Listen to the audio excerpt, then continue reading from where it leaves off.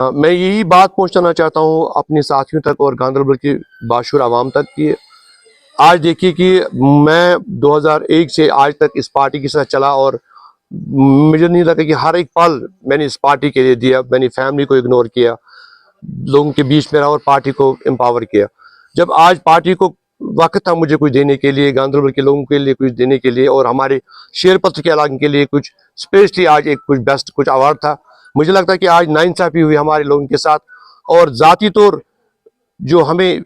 आश्वासन दिया गया था पार्टी की तरफ से आज हमें नहीं मिला, तो इसलिए हम पहले से ही इस पार्टी को छोड़ के चले गए हैं। इसमें है कि अगर आपको लगता है कि आपकी हुकूक के ऊपर डाका डाला जा रहा है, तो फिर मुझे लगता है इंसानियत में वो सबसे बड़ी चीज़ है जो कभी इंसान बोल नहीं सकता है। तो मैंने सोचा कि नहीं, इससे अच्छा है कि मैं अब लोगों के बीच में जाऊंगा और लोग ही फैसला करेंगे कि हम आगे इलेक्शन में हिस्सा लेंगे नहीं लेंगे। तो मुझे लगता है कि हमारे लिए मैं जो हमारे शेरपत्र के लोग हैं, हमारे अब्दुल खालिक साहब यहाँ पे हमारे साहब का ब्लॉक प्रेसिडेंट हमारे डिस्ट्रिक्ट बॉडी के मेंबर रहे, हमारे सरपंच साहब अशरफ साहब, एजाज साहब, फिरदौस साहब है, बहुत सारे हल्के प्रेसिडेंट हमारे यहाँ हैं।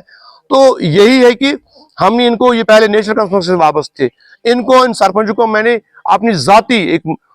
मिशन के तहत पार्टी के साथ जोड़ दिया था। तो यह है कि अगर इनको भी लगा कि शायद हमारे साथ नाइंसाफी हुई है, तो जो यहाँ गांधरबल में अगर नईम अख्तर जैसा इंसान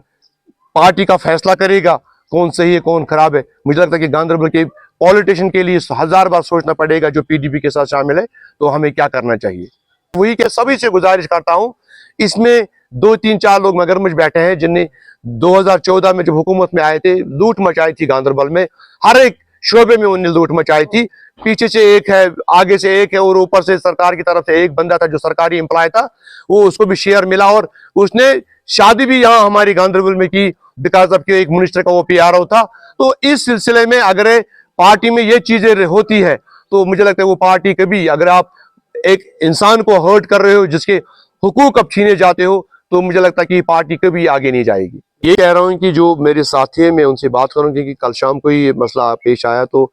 इसके बाद यहाँ अभी हम कुछ जो हमारे साथी हैं यहाँ पे आए थे, इसमें जवान भी हैं बुजुर्ग भी हैं, इनसे बात करेंगे इंशाअल्लाह रहमान। पॉलिटिकली अगर हमें सियासत करनी होंगे तो फिर मैं इलेक्शन में हिस्सा लूंगा, तो नहीं मैं किसी पार्टी को सपोर्ट नहीं करूंगा। मैं तो मेरा कटगार के लिए कि मैं इलेक्शन में हिस्सा लूंगा, साथियों से बात करूंगा, किस बुनियाद पे जाऊंगा, कैसे जाऊंगा, किस पार्टी के साथ जाऊंगा, इंडिपेंडेंस जाऊंगा, इस पे मशवरा होगा। तो मेरा काज है कि जो पीडीपी यहाँ पे हम 13,500 वोट लेके पार्लियामेंट में रहे थे, तो आज मेरा यही फोकस है कि इंशाल्लाह लोग हमारे साथ में रहेंगे तो फिर पीडीपी को हम जीरे पे ले जाएंगे। बात भी याद है कि जब महबूबा जी ने कहा था आप लोगों ने मुझे जिंदा रखा, अगर आप लोग इलेक्शन में हिस्सा नहीं लेते, आप नहीं जीत के आ जाते, तो या तो यहाँ पे एलजी सरकार कहती थी कि हमारे जो यूरोपीय डेलीगेशन यहाँ पे आई थी उनको यहाँ के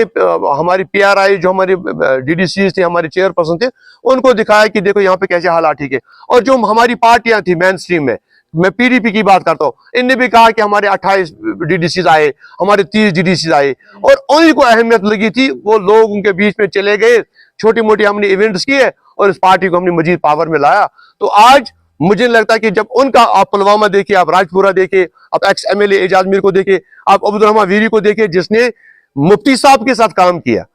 पहला वो एक एमएलए है जिसने पीडीपी के नाम पे वो इलेक्शन जीता, और आज उसको भी दरकिनार करके दूसरी कॉन्स्टिट्यूंसी में भेजा गया जहां पे उसको रिस्क इलेक्शन जीतना, मगर वो भी बेचारा अब